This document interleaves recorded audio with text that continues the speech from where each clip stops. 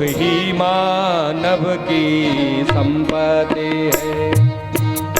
सभी लोग बड़े भाव से ताली सेवा करते हुए दुख ही मानव की संपत्ति है, फिर दुख से क्यों घबराता है, मानव की संपत्ति है। और अब आप लोग ये कह रहे होंगे कि दुख मानव की संपत्ति कैसे है, तो बड़े शब्दों पे बड़ा गौर देना।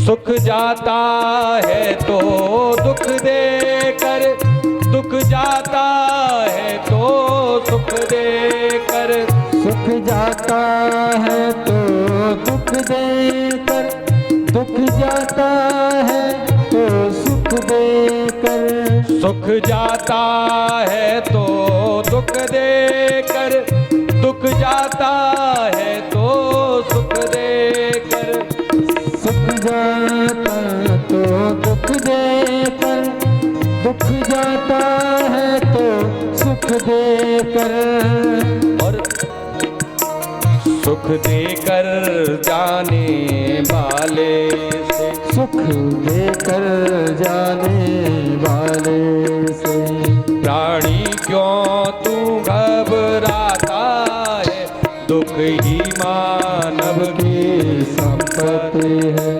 फिर प्राणी क्यों घबराता है, दुख ही मानव की संपत्ति है। बंधु, सुख जाएगा तो क्या प्राप्त होगा? दुख। और दुख जाएगा तो सुख। और जो हमें सुख प्रदान करके जा रहा है उससे जीव क्यों घबराता है?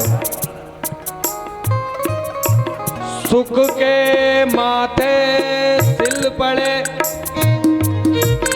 जो हरि हृदय सो जाए,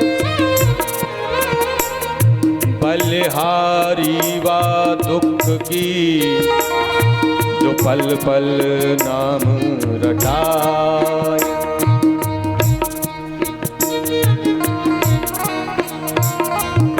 वाले से प्राणी क्यों तू घबराता है, दुख ही मानव की संपत्ति है, फिर प्राणी क्यों घबराता है, दुख ही मानव की संपत्ति है, दुख ही मानव की संपत्ति है।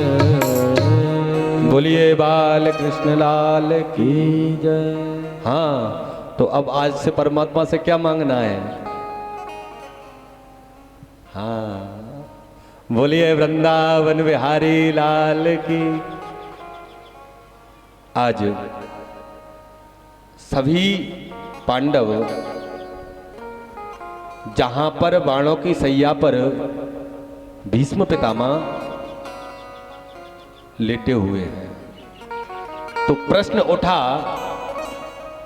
कि ऐसा कौन सा कारण था जिसके कारण भीष्म पितामह को 56 दिवस तक बाणों की सैया पर लेटना पड़ा।